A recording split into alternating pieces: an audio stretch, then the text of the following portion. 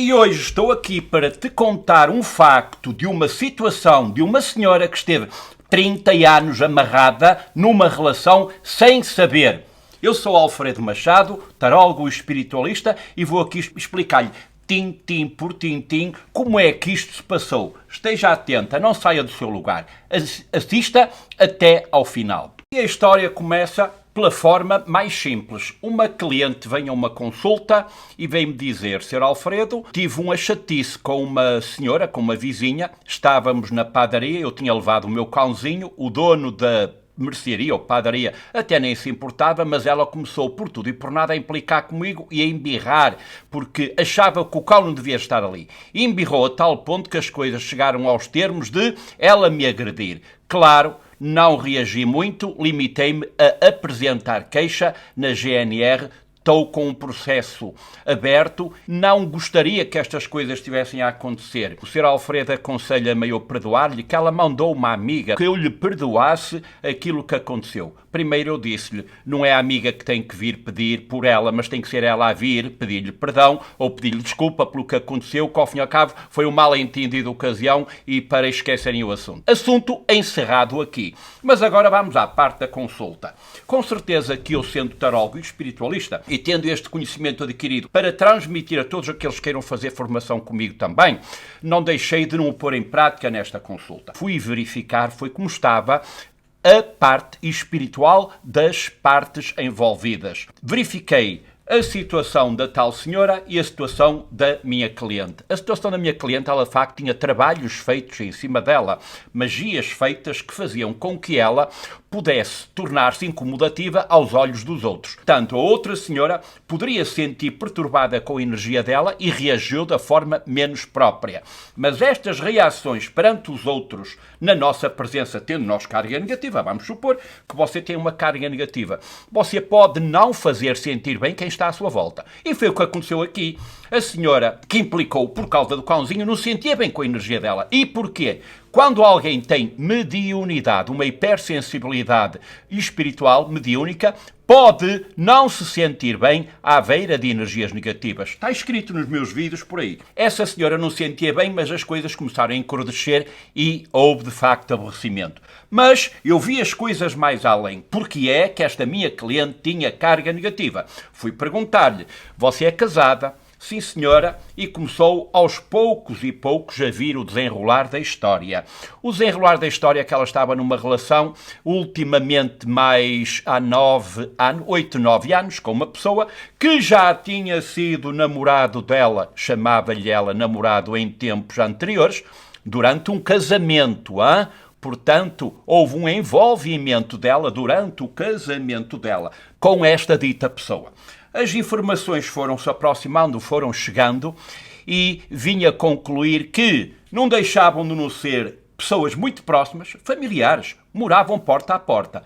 Após 4 anos de namoro dela com o ex-marido e após 4 meses da relação, vivia do lado da rua cada uma das partes, ela e o atual companheiro.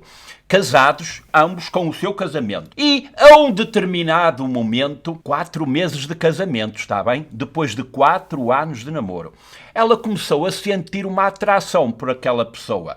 Uma atração, mas ao mesmo tempo aquela pessoa não lhe saía do pensamento.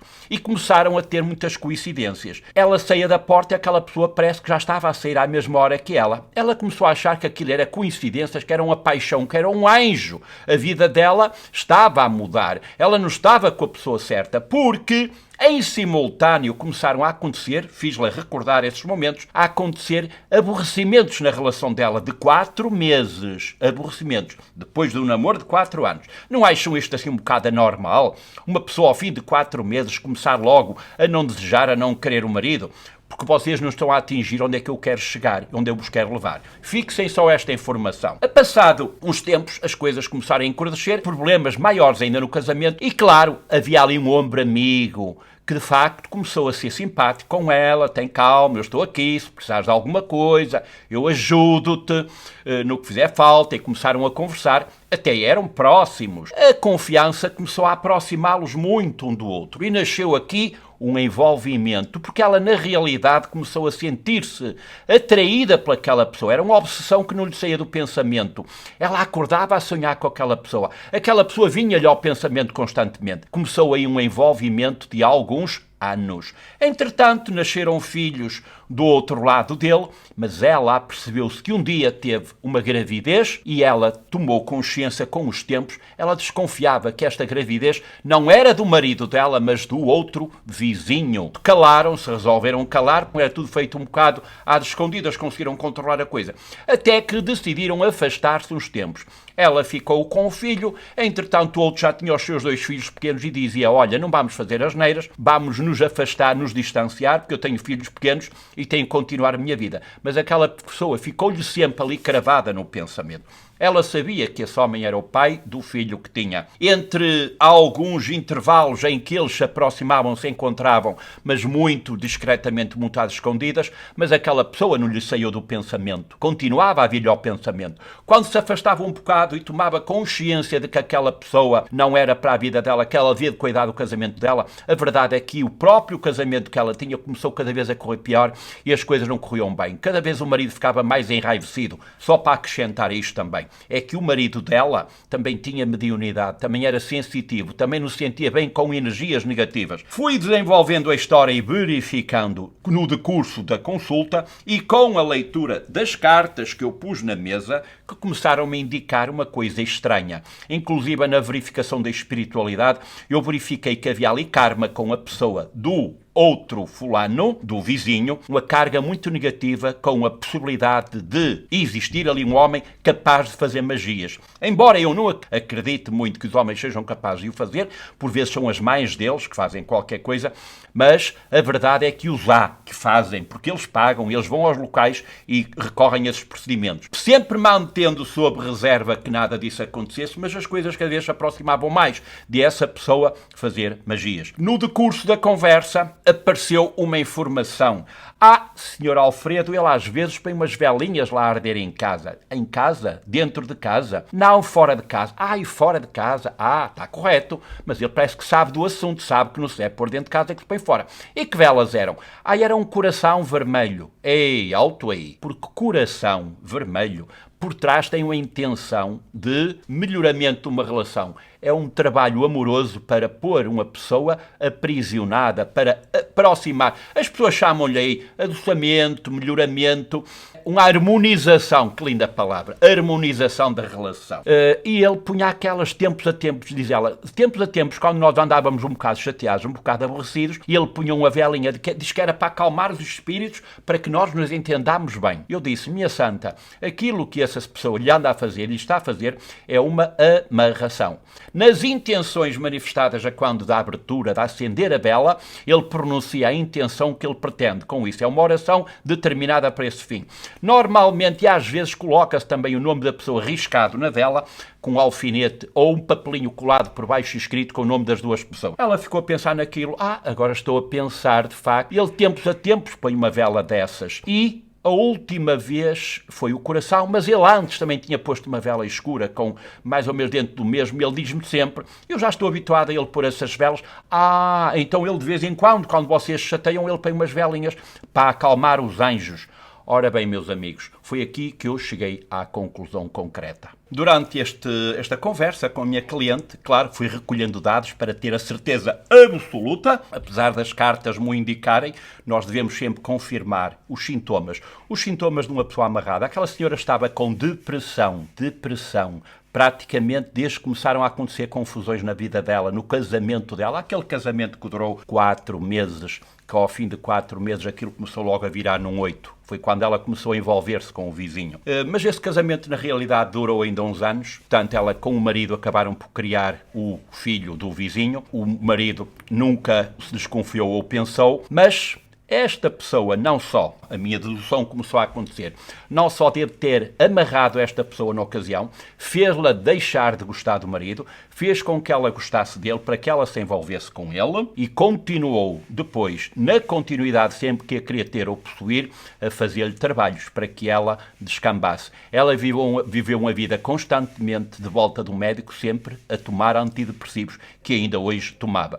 Não se esqueçam, e ouçam isto, os antidepressivos são para aliviar sintomologias relacionadas com a parte mental, porque os sintomas relacionados com o trabalho feito são depressão, dores de cabeça, mal-estar no corpo, cansaço constante e um aborrecimento, uma vontade enorme às vezes de descansar e não apetecer fazer nada, fica sem controlo. E, portanto, entre idas e vindas ao médico, ela lá foi resistindo. Sabem quantos anos?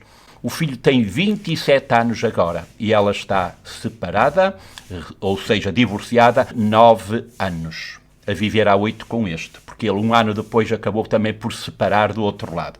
Mas a pior da questão não é esse, meus amigos. É que, infelizmente, este homem continua a amarrar essa mulher. E ela constantemente sente-se aborrecida e sente-se. Quando as coisas não estão bem, ele põe a velinha para atenuar, para melhorar. Esta mulher foi amarrada durante a vida dela com alguém com a intenção de a manipular, ali, vizinhos de porta, de a manter sempre desejosa, com saudades enormes para com ele. É isto uma amarração. Passado a consulta, a senhora entra em contacto comigo. Olha, desculpe, lembrei-me agora de uma coisa. Diga-me só se tem a ver. Ele tem o hábito de colocar um pó branco nos lençóis. Diz que é para acalmar, para nós dormirmos melhor. E todos nós sabemos, os que estamos ligados a esta área e aqueles que eventualmente estiverem aqui a ouvir que sabem destas situações. Este tipo de pós que se põe são pós que estão instrumentalizados através de oração para amarrar, para prender. São pós de amarração.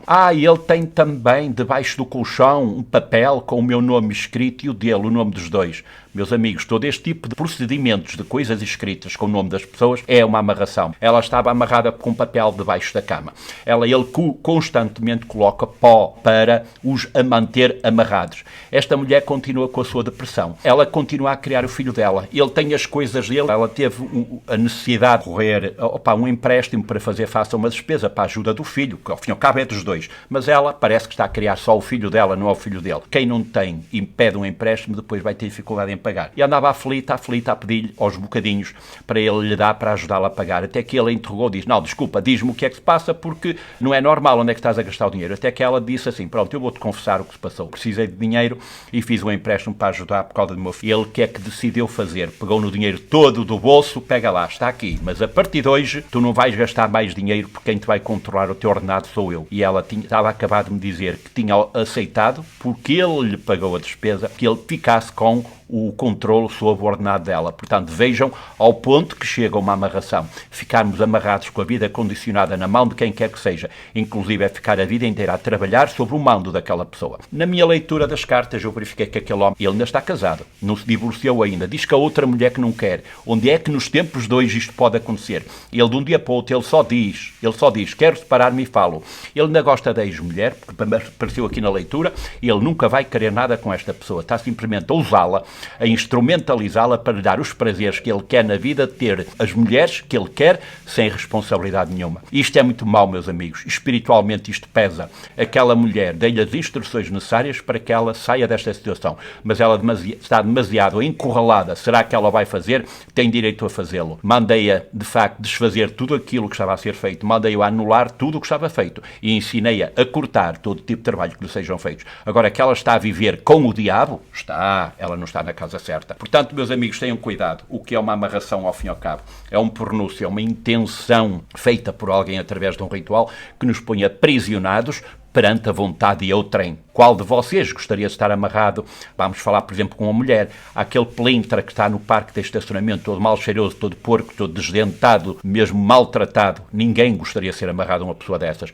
Desestabilizar, destruir a vida completa de uma pessoa. Esta mulher vê o futuro dela todo travado. Ela passou a gostar do homem que ela tinha escolhido para casar, passou a não gostar dele, a detestá-lo, a odiá-lo, e culpava a sogra disto e daquilo, daquele outro, sempre que estamos sob efeito de magia, nós somos induzidos a culpar este e aquele, aquilo, a culpava todos à volta dela, menos a pessoa que ela menos desconfiava. Era aquela pessoa que sabia do que andava a fazer e passava-lhe a mãozinha pelo corpo, pelo pelo, e dizia-lhe sempre, tem calma que eu estou aqui para ajudar. Não estava a ajudar. Lembrem-se sempre, o negativo e o diabo aparece sempre camuflado. Muito simpático, muito carinhoso, muito bem cheiroso, muito cativante, mas dominador, sentido de posse, de propriedade.